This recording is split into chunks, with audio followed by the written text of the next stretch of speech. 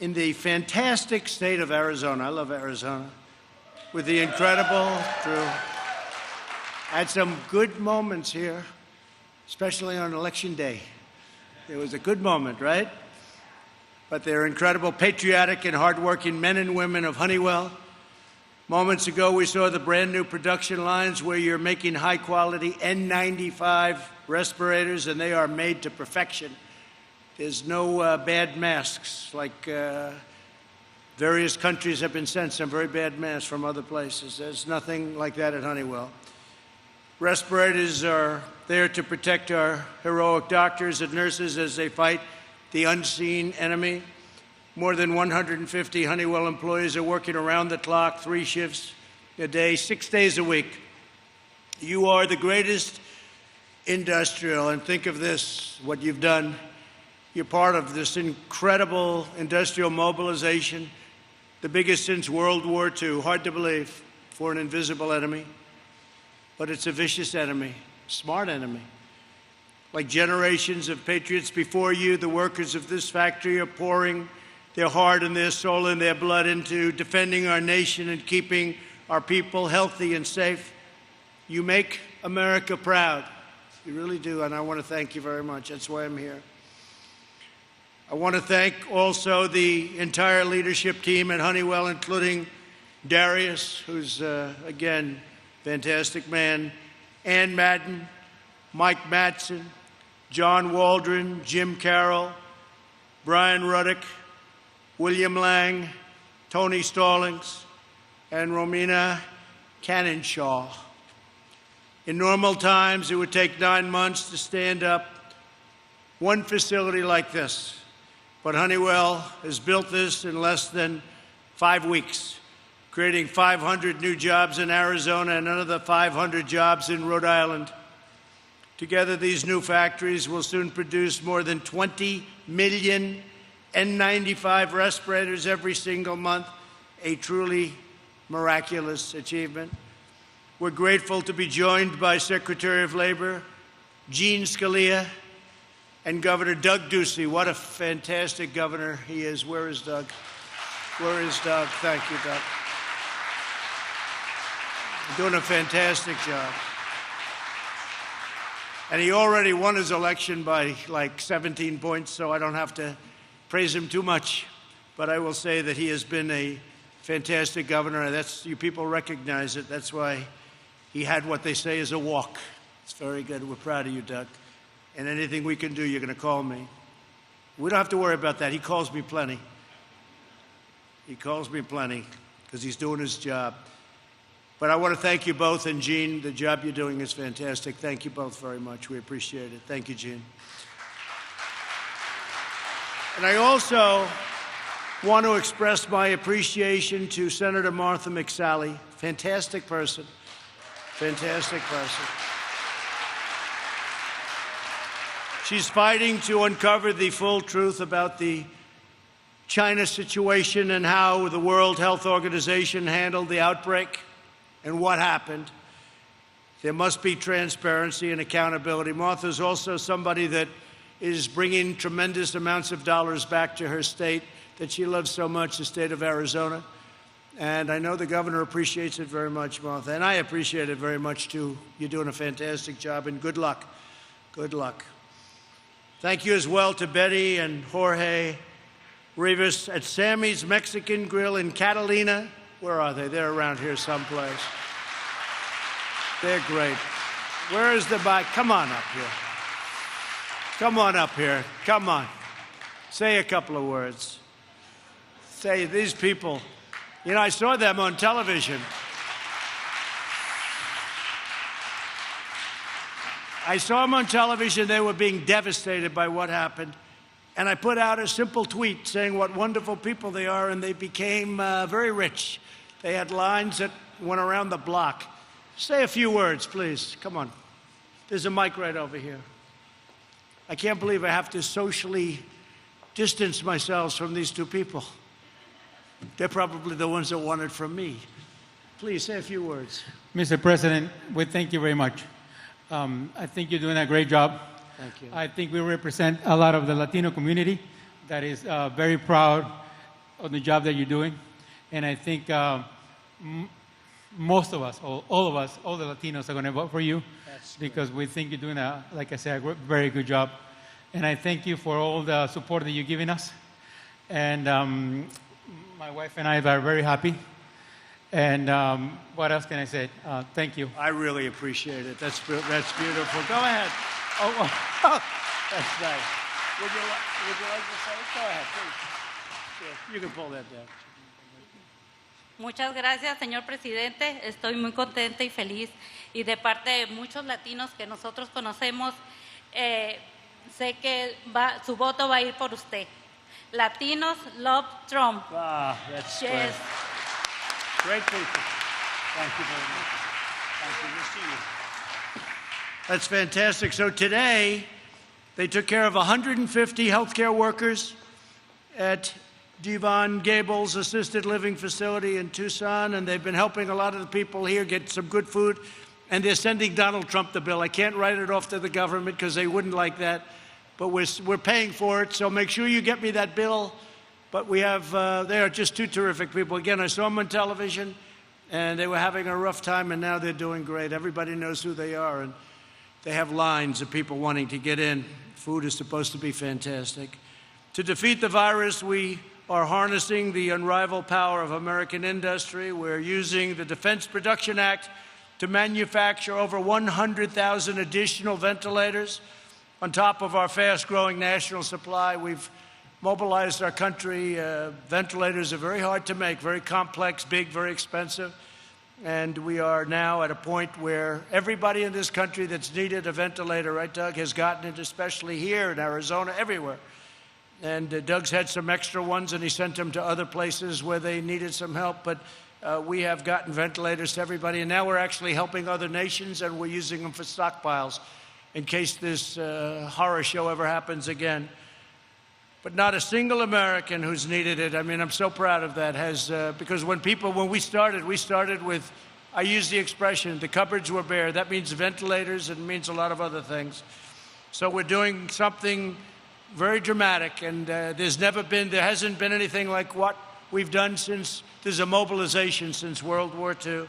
We've dramatically accelerated development of new therapies and potential vaccines, Johnson & Johnson, Oxford, great places, and we have 90 clinical trials underway and hundreds more on the way, and something's going to happen. Tremendous progress is being made. I don't want to talk about it until it's there. We don't want to talk too soon, but I will say, Doug, they really are. They're really, Darius, they're really making progress. You know some of the companies. They're great companies. You know the Johnson & Johnson folks have been really fantastic. They want to get to it fast. So we'll see how it all comes out, and we'll all know very soon, and I think it's going to be a very positive event.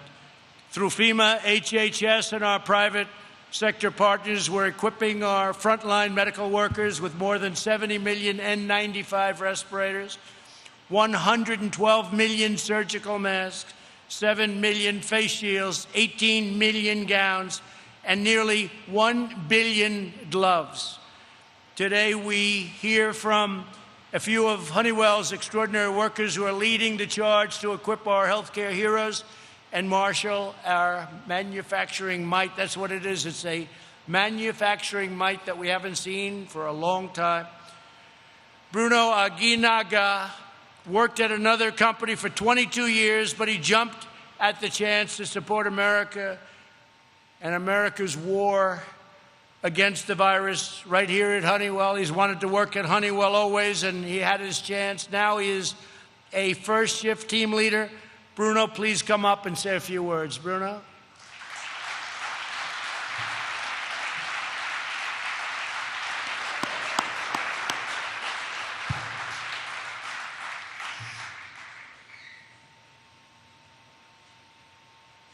Thanks, Bruno.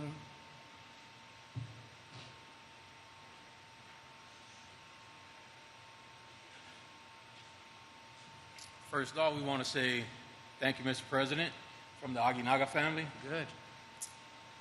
Folks, so I'm here today to just kind of let you know a little bit of my background and the company that I left to support the N95 mask and the fight against COVID-19 with Honeywell.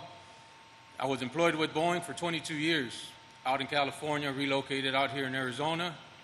Got a little chance to work with the folks out in Boeing Mesa on the Apache helicopter as well. It's when I resigned with the Boeing company after so many years to be a part of the Honeywell team. Here at the Honeywell team, they treat you right. It's great culture, great people.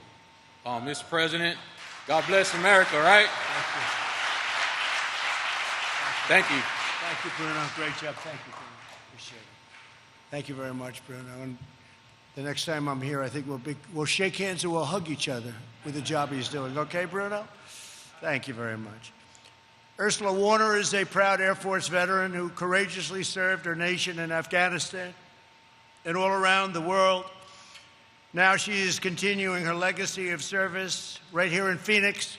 Ursula, please come up and tell us how you chose Honeywell and why did you do that?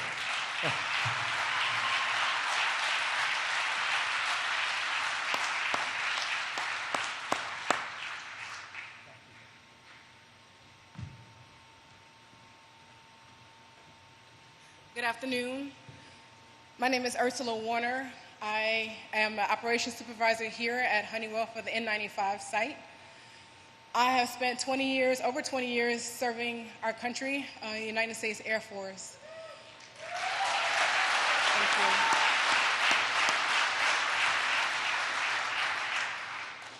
you. Of those 20 years, I spent 15 years in leadership and management positions. Like the President said, I served a tour in Afghanistan and a couple of tours in Iraq, and was highlighted by the United States Department of Army and Air Force for that. I just retired this past March, and I actually had a different plan, but after my retirement ceremony and I saw that the site, the N95 site was standing up and what the purpose of it was for the first responders and our medical personnel on the front lines, I decided I wanted to be a part of that, a part of something bigger, to continue to serve this country in a different facet. I'd just like to thank the leadership and also Honeywell for the opportunity to provide different jobs and things like that for the people in Phoenix, and also me specifically, the opportunity to continue to serve my country in a bigger aspect. Thank you.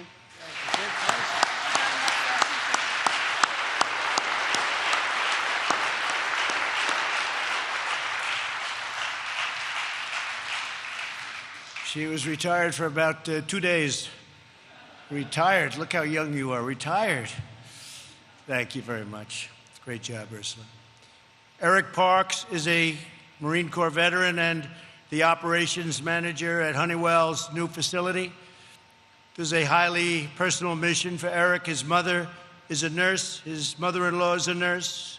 His brother is a paramedic, and his daughter is about to start her first year of medical school at the University of Arizona. That's one of the great schools. Eric, please come up, please. Thank you.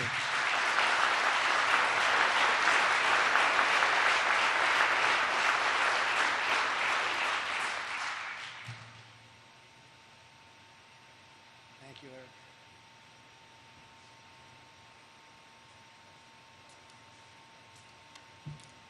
Good afternoon, ladies and gentlemen. My name is Eric Parks, and like Mr. Trump said, I am the operations manager here at this facility. First and foremost, I'd like to thank Mr. Trump for giving this nation the resources, leadership, and guidance that we've needed to navigate through these unprecedented times. Thank you. Thank you very much.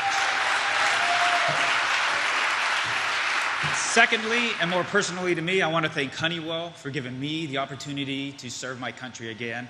It fills me with pride to know that the masks that we are going to be producing off of this facility are going to go to first-line responders to help them combat the war against COVID-19. Like Mr. Trump said, this is very personal for me. My mother is a nurse. My mother-in-law is a nurse. My brother is a combat veteran and a paramedic in Tucson, and my daughter has decided that she too is going to carry forward the family tradition of serving. The black shirts that the team down here is wearing says, "The future is what you make it." And I am very honored to be a part of the team that is going to make the future safer, not only for my family, but for many others as well. Thank you. Thank you.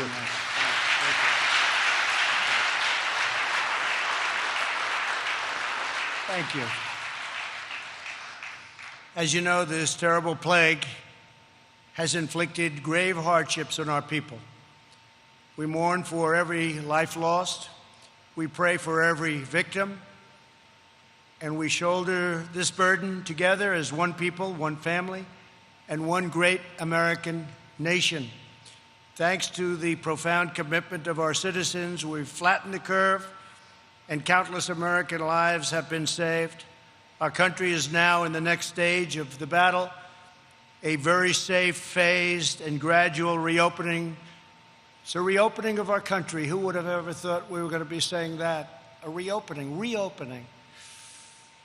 One day they came to us and they said, "Sir, we're going to have to close it down. We had the greatest economy in history." Darius can tell you about that. Greatest economy we've ever had. Best employment numbers, history of our country. Best stock market in the history of our country. Most number of jobs, almost 160 million jobs. We were never even close to that. And they said, "Sir, we have to close it down." It's a terrible thing, but we did what was right. And now we're reopening our country, and it's going to be something very special. I was saying before that we're going to have a transition period. Third quarter, it's going to transition. Fourth quarter is going to be very good, we think, very good. And I think next year we're going to have one of the strongest years we've had in a long time. And that's my ambition, to get it back to not only where it was, but to beyond where it was. And I just want to thank all of the people at this incredible company and this incredible plant. This pandemic has underscored the vital importance of reshoring our supply chains and constructing a powerful domestic manufacturing base. I've been talking about that for a long time. Oftentimes you'd see a plant like this in a different country doing the work you could be doing, and you'll do it better. The United States declared its independence nearly 250 years ago, but in recent decades, Washington politicians allowed our independence to be offshored, outsourced, and ceded to foreign countries. But we're taking it back, and we've been taking it back. And you look at our job numbers, you knew that we were taking it back. When we got up to almost 160 million, something had to be happening. One of the things that happened was we were taking it back. We know it matters where something is made, and we want essential medicine, supplies, and equipment to be manufactured, produced, and made right here in the good old USA. My administration believes in two simple rules: buy American and hire American. In the 20th century, Honeywell workers helped make America the world's greatest manufacturing superpower. This is a great company, and it played a very big role. Now, in the 21st century, right here in Phoenix, Arizona, you're reclaiming the noble heritage and writing the next chapter of this incredible American story. And you have a great governor to lead your way, and you have a great senator to lead your way. You have a lot of people that are leading your way.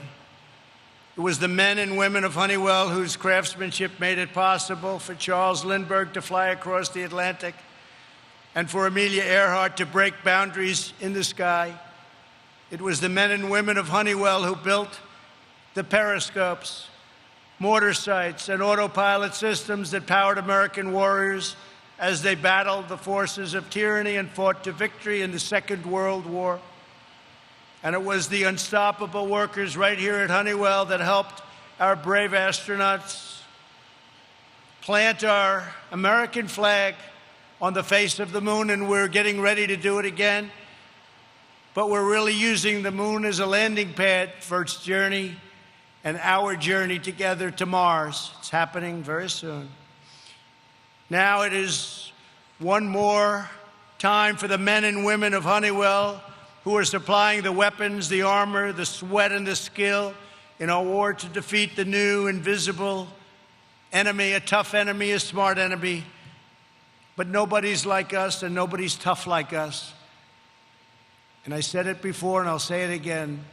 The people of our country are warriors.